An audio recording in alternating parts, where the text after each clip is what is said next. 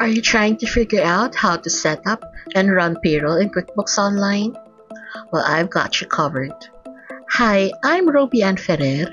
I'm an HR and payroll expert, and today I'll show you how to set up your account, add employees, and run and review payroll in QuickBooks. And if you'd rather take it slow or follow along, I have a how-to article that I've linked in the description box below. Let's get started.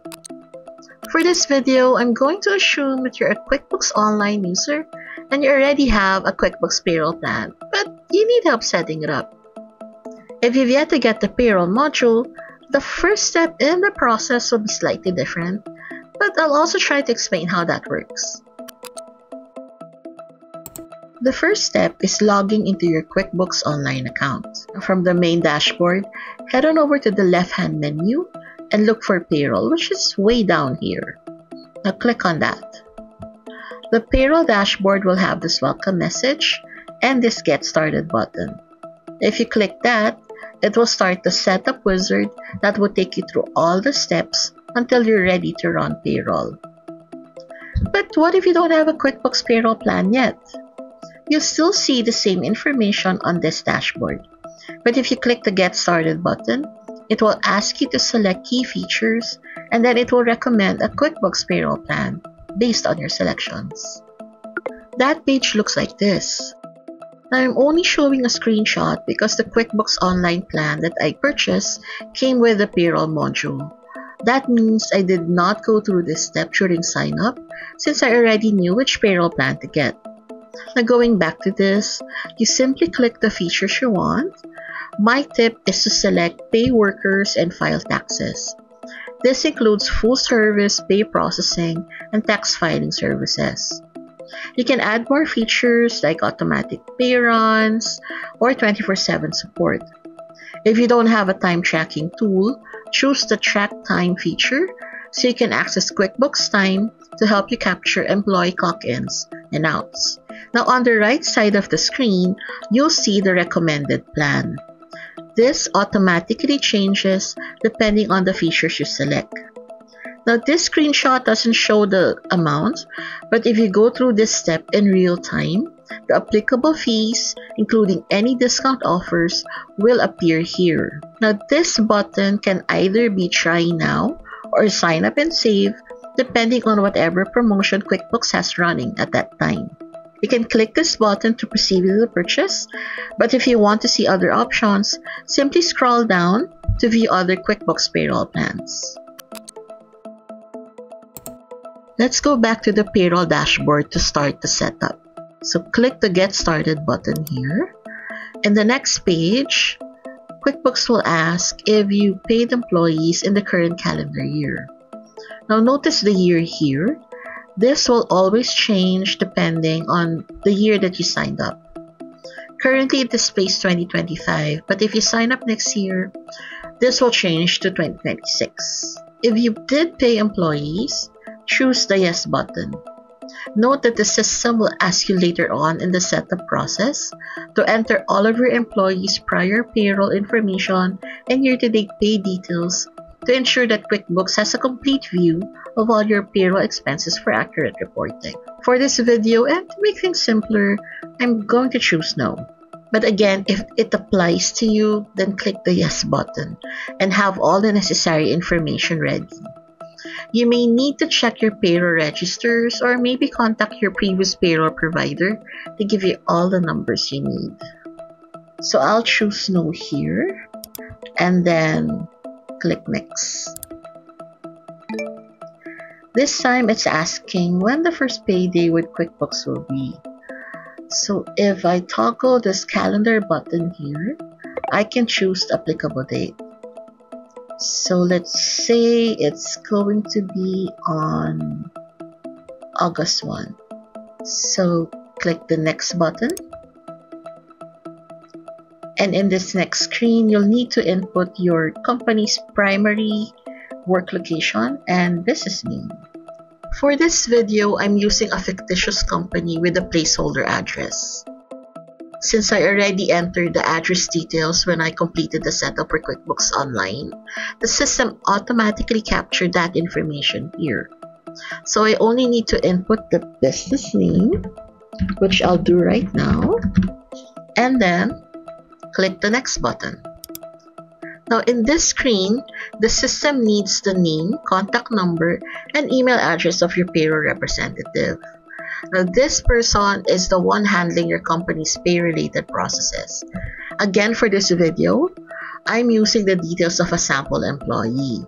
Now since I already inputted those details during my QuickBooks Online setup, the system also copied the information here. So all that's left to do is to check the details and then click Next.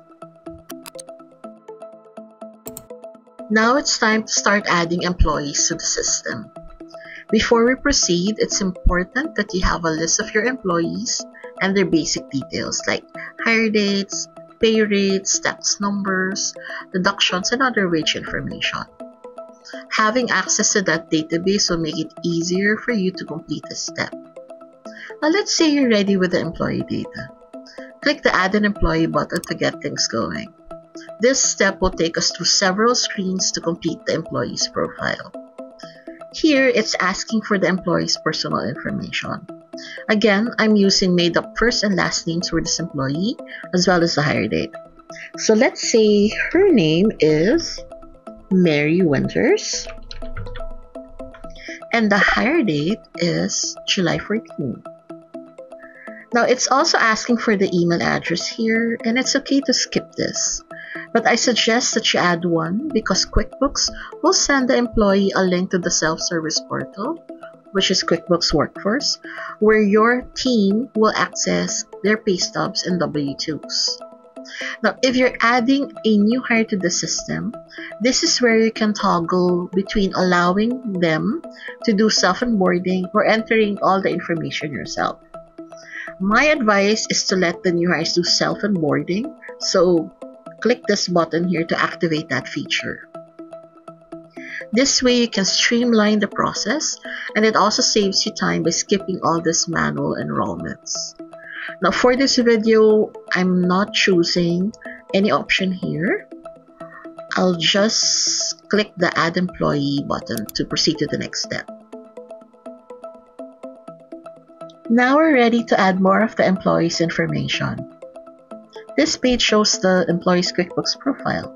So if we scroll down, you'll see other details like tax withholdings, payment method, base pay, time off, deductions, and other pay types.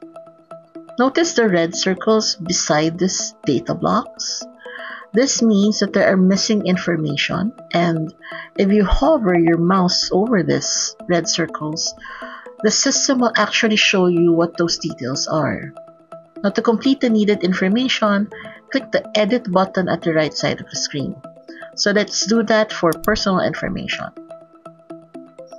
You can fill up all of these details here, but only those with asterisk marks beside them are required data fields. So for personal information, we need to add the address. So again, I'm using made-up details for this employee. So I need the city and the zip code. I also need the birth date and a social security number. So again, this is a made-up social security number. Let's see if the system will accept it. Just click Save. And there, you'll notice that the red mark beside personal information is already gone.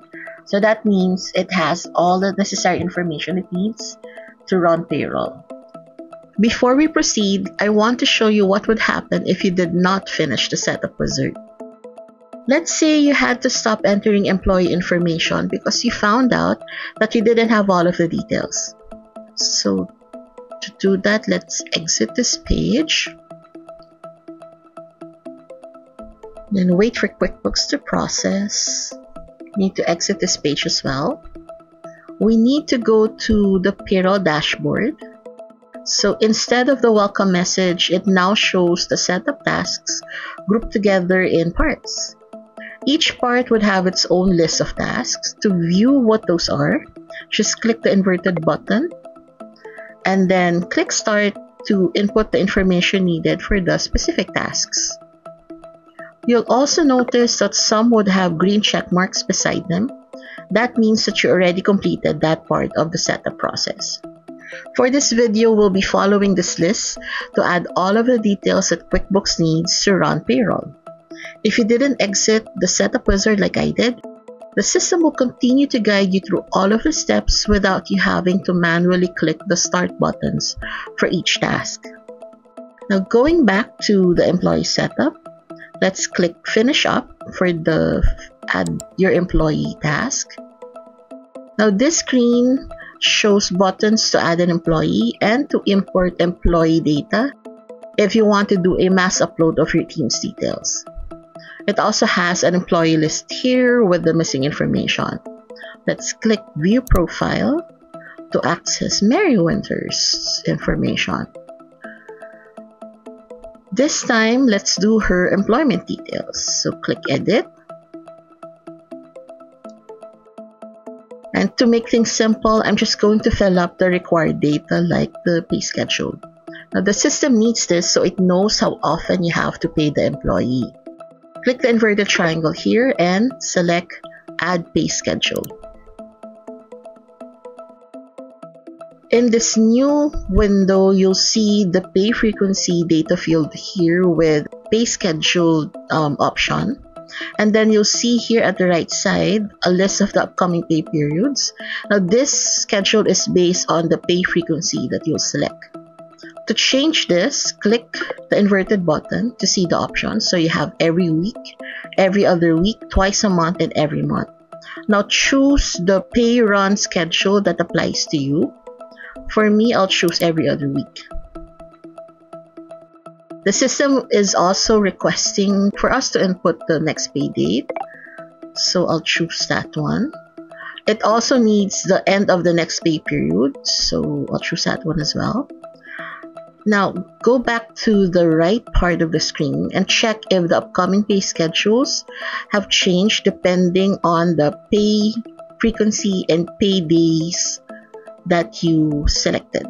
Okay, before clicking Save, okay, you see this pay schedule name data field here. Now, if you want to add a specific name to this particular pay schedule, you can do that here. Click this box if you use the same pay schedule for all of your employees. So that means that if you select this one, all of the employees that you add after Mary Winters, for example, will follow automatically this pay schedule. Now, if all is complete, just click on Save, and the system will bring you back to the employment details page. Again, I'm just adding the required details for this video, but I suggest you complete all of this. Now, let's head on over to Employee ID since Mary Winters is my first employee, so I'll use one here. If your state requires workers' comp, you can input your details here. You can also add your policy to QuickBooks for automated payments and easy tracking. But if you don't have one or are looking for a new provider, click this Need Workers' Comp Insurance button and it will guide you through the process of getting one. Now, for this data field, let's say that your company is offering services to customers like accounting or project management assistance. In this data field, you can input the amount you charge for work the employee will do for your clients. Now, just to clarify, this isn't the employee's salary or pay rate. Why should you add this? If you have QuickBooks Online, it can use this data to prepare financial reports and client invoices based on the work that the employee did. For today, I'll just leave this one blank and then click Save so we can move to the next step. Now this time we'll go to tax withholdings. You'll need a W-4 form that the employee filled out to accomplish details here like the tax filing status, dependent deductions, and any tax exemptions. There's also a link to the current year's W-4 in case you need a blank form. Now, because of changes to the form in 2020, QuickBooks will ask you to identify if the employee was hired on or before that year, so it can provide the information that it needs. Okay, let's say for Mary's case, she was hired in 2019, so I'll choose that option. You'll notice that the system automatically changed the data fields to follow the old W4 form, which doesn't require as much information as the other option. Now for this video, I'll choose 2020 and a single tax filing status with no tax exemptions. So let's click the Save button to proceed to the next step. So let's scroll down to see what else we need to complete. So next, it's asking about how you want to pay the employee. Let's click Start here so we can complete the payment method details. Now the system will ask, how would you like to pay Mary? The options are direct deposit and paper check, which you have to manually print. Now, if you choose direct deposit, you have to input the employee's bank account number and routing number, as well as whether it's a checking account or a savings account. Note that the employee would also have to provide a voided check, including a signed direct deposit authorization form. If you don't have this form, QuickBooks has one that you can access if you choose the direct deposit option. Now, if you choose paper check, make sure that you have paper check stock and a compatible printer with a magnetic ink or microtoner that can print checks. This way, your employees won't encounter any issues at the bank. So for today, I'm choosing paper check here to keep it simple. Then let's save this entry. And that's done. We can now proceed to base pay. Now let's click this button here to start things off. In this window, you have to select the compensation type. So I'm choosing hourly pay for this employee and then entering the rate per hour here, which is, let's say it's 27. Now for the account mapping field, that's already pre-populated based on how you set up your charts of account in QuickBooks Online. If you don't have the accounting module, you don't need to fill this one out. We also have to input the default hours and number of days per week here. For the hours per day, I'll use 8. And then for the days per week, I'm using 5. Once that's done, click Save. And you'll see this window here, so just close this one. There. Now, there's a part here that lets you add additional pay types. So this can be overtime pay, holiday pay, or bonuses. So if I click the inverted triangle here, you'll see the options and you can select the items that will apply to the employee. So let's say the employee is entitled to overtime pay. So choose that option. And then you can edit this one. So if you have, let's say, a different account mapping for it, you can change it here. But for this video, I won't change the settings here. So I'll just cancel this one. Let's go back to the pay type to see the other options. Apart from overtime, you can add commissions, bonuses, allowances, and reimbursements. There's even tip payments for retail and restaurant businesses. And if you're doing church payroll, QuickBooks has pay types for clergy housing payments. Now for this employee, I only use overtime pay. But you're free to add as many as you need and want. Just click this Add button here. Now let's proceed to the next section. You'll notice that this doesn't have that red button beside it or red mark beside it anymore. This means that QuickBooks doesn't need this information to run payroll. However, I recommend that you still go through them so that you can complete the employee profile. Plus, if your employee would have, let's say, deductions or contributions, you need to set it up here. So let's start with time off. Let's click this button. this is where you can set up your policies for vacation pay, paid time off, sick pay, and unpaid time off. Now, let's say you're using a separate system to track all of these. You can choose the Don't Track option in QuickBooks so that it won't monitor the leave accruals and the leave requests for you. But if you want QuickBooks to do it, then you need to add your vacation policy or your sick leave policy to the system. So just choose this option here and then add the name for this leave type. So for example, it's unlimited vacation leave. And then in the hours are accrued option, you need to choose unlimited. But the other options are at the beginning of the year, every pay period, per hour worked, or on the employee's anniversary date. You can choose these other options if this is not an unlimited vacation leave. And if it isn't unlimited, you need to add the hours per year here. If you also have a cap for this type of leave, then you need to add that information here. Okay. And then, once you're happy with that one, click the Save button so that it will save this pay policy in the system. Now, I won't do that because I don't plan on adding any leave type for this employee, at least for this video, because we're just doing a test run.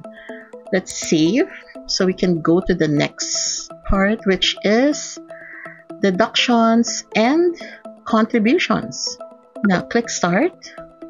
This is where you can add the deductions and contributions. So click this button and you'll see the options. So you can add flexible spending accounts, health insurance, retirement plans, HSA plans, and other deductions in this field. Let's say this employee doesn't have deductions or contributions, but has a garnishment. So scroll on down, click the Add Garnishment button. So select the type. Is it federal tax levy? Is it a child or spousal support? Or any other garnishment? Now for this employee, let's say she has child support garnishment. So the system will ask for a description that will appear on the paycheck. So let's just type support here. And then input the amount and the maximum percentage of the disposable income. Let's say the amount is $50 and the maximum percentage is 25%. Now, once that's added in, click the Save button. There. And let's say that's the only thing I need to do for Mary, my employee. So I'll click Done here. And then I'll proceed to the next, which is emergency contact. So I'll click Start.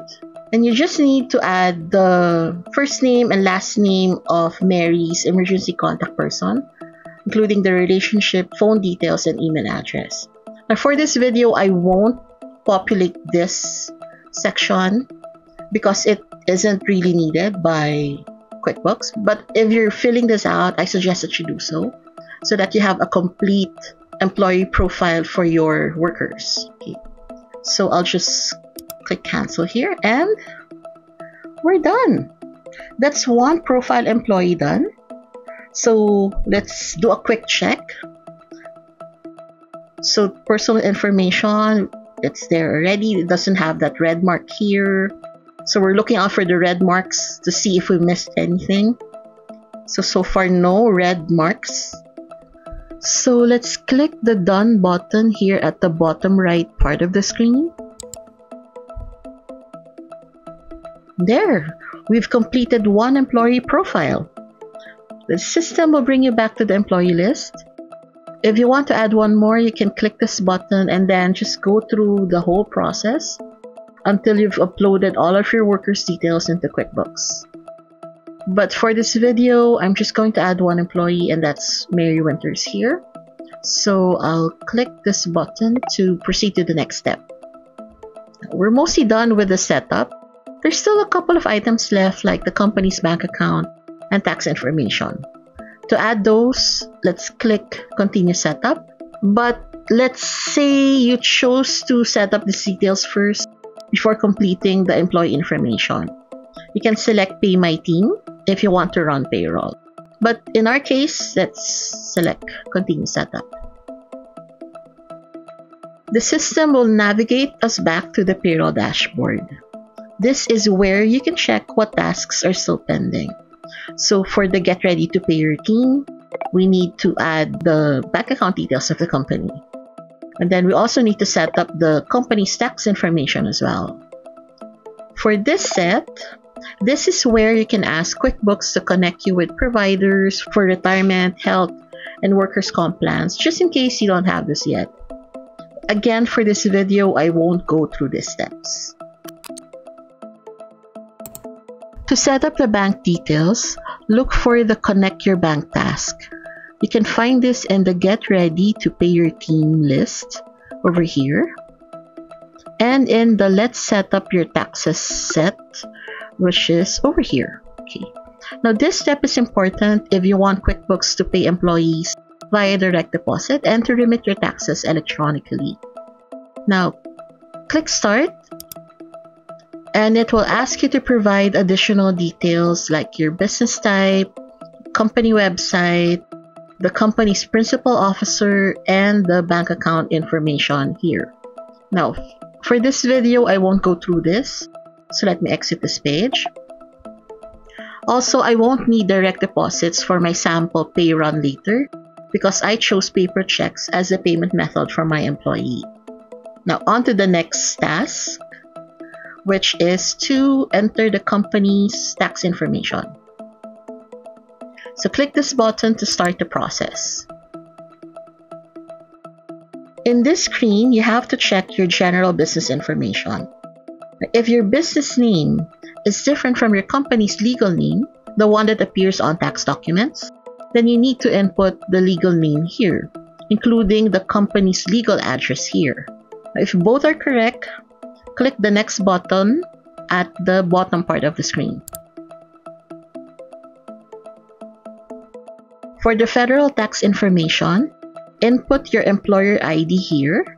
Now for this video, I'll leave this one blank because I'm not sure if the system will accept a made-up number. Also, you need to choose the payroll tax form that you'll use. The most common is Form 941, so I'll select that. But if you're in a different industry like a farming business and this form doesn't apply to you, choose Form 943. You also need to specify how often you pay taxes. The choices are semi-weekly, monthly, quarterly, and I'm not sure. Now, if you're not sure, you need to contact your payroll expert or your tax expert to confirm which option you should use. So for me, I'm choosing semi-weekly. And then click Next. In this page, the system will determine if you need to provide unemployment insurance details based on the company address you provided. In my setup, the placeholder address that I use is Tennessee, so I need to input the number and the rate here. Again, I'll keep this one blank because I'm not sure the system will accept a made-up number for this one. And then I'll just click Done. So it will ask me if I might have missed this one, so I'll just click No Thanks. So hopefully the system will allow me to complete the setup. And there! I'm nearly done. The last step is to set your tax preferences, this one. Here you can allow QuickBooks to file and pay your payroll taxes. It requires completing the Connect Your Bank setup, which I didn't do, but there's a workaround to it, and let me show you how. Now you can use this workaround when you need to make changes to your tax preferences after setup. For this, we need to access the system's payroll settings. So to do that, look for the gear icon located at the upper right corner of the screen, this one. Click that, and then choose Payroll Settings. Now look for Taxes and Forms preference. and click the pencil button here. Now, in this page, you'll notice that QuickBooks has by default turned on its automatic pay and file taxes feature.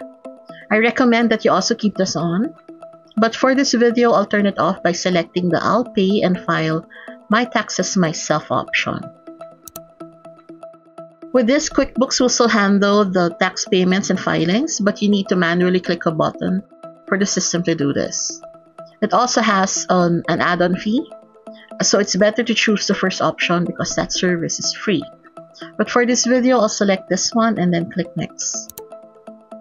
Now here, it's showing the services you can get if you turn on the automatic tax filing feature. Since I don't want the service for now, I'll choose the Do It Myself option. In this screen, QuickBooks has some reminders about the next tax filing schedule, so be sure to read through this and then click Confirm. Now, in this page, it's like a survey asking why I decided to go with the Do It Myself option. So let's say I prefer it. I prefer handling it this way. So click Done. And that's done. Click the Done button here also. And setup is complete. It's finally time to run payroll, and there are two ways to do that in QuickBooks Online. This payroll dashboard has a Pay My Team or Run Payroll button that you can click. But you can also go to the Employees tab up here. Click on that one. And on the right side of the screen, there's a Run Payroll option. Let's select that to run payroll. Now in this screen, we need to check if the pay period and the pay dates are correct. You can find these data fields on the upper left side of the screen. Now note, if you change the pay period, the system will automatically reflect the new pay date. There's also a spreadsheet containing the employees who will receive the pay for this pay period. Now in this case, we're only seeing one employee, Mary Winters, which I added to QuickBooks earlier. Now, for the other columns, you can actually drag and drop this one if you want to rearrange the pay grid. So let's say you want to move total hours here or gross pay here. You just drag and drop the columns. You can also customize the spreadsheet by hiding some of the options. So let's say you want to hide or you want to show the memo. Just click that one, and then the memo column is here. So if you set up the direct deposit option in QuickBooks, you can switch the pay method from paper check to direct deposit and vice versa by clicking this inverted triangle button. Now this is helpful if the employee decides to change how they want to receive their pay. You won't need to go through the system profile to do that. QuickBooks will allow you to update it while processing payroll. From pay method, let's go to the regular pay column. This contains the employee's regular hours for the pay period. If you entered a standard 8 hours a day for 5 work days during the setup process, the system will automatically compute this to 80 hours for this bi-weekly pay period. It would also calculate the applicable pay for this employee. Now, since I added overtime hours as a pay type during the setup, there's also a column here for that. Now, if the employee's actual work hours for the period have changed, or if you need to add the overtime hours, you can update that directly here by clicking the 3 dots under the Actions column and selecting Edit Paycheck. A new window will pop up and you can edit the regular hours and overtime hours here. Let's say Mary rendered 10 hours of overtime. So the system automatically computed the applicable overtime rate and pay for Mary. Now, if we scroll down, we can see other details like taxes and deductions, but we can't change all of the items. The system will only allow edits for those with the text boxes like this. Now, if we scroll further down, Since we added Mary's garnishment in the setup, that $50 deduction is here under support. Now there's also a section for employer taxes if you want to review the amounts. Once you're done, click Save. The system will navigate back to the pay grid page. Now review all the details again, and once you're done, click the Preview Payroll button. In this screen, you'll get a summary of all the pay details for the pay period. There's a total payroll cost with a breakdown of the gross pay and the employer taxes and contributions.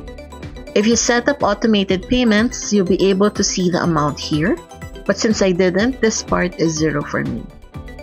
For this section, it shows what you have to pay and how much should be allotted for paper check payouts, deductions, and tax payments. It still has a spreadsheet here, which contains the employee's total hours, deductions, taxes, and the net pay. Now, over to the right side of the screen, notice that it's asking to complete this part. Since this is my first pay run with QuickBooks, and I also have its accounting module, I need to select a chart of account for payroll. I can add a new one by clicking this button, or I can select one of the options that I've already added to the system.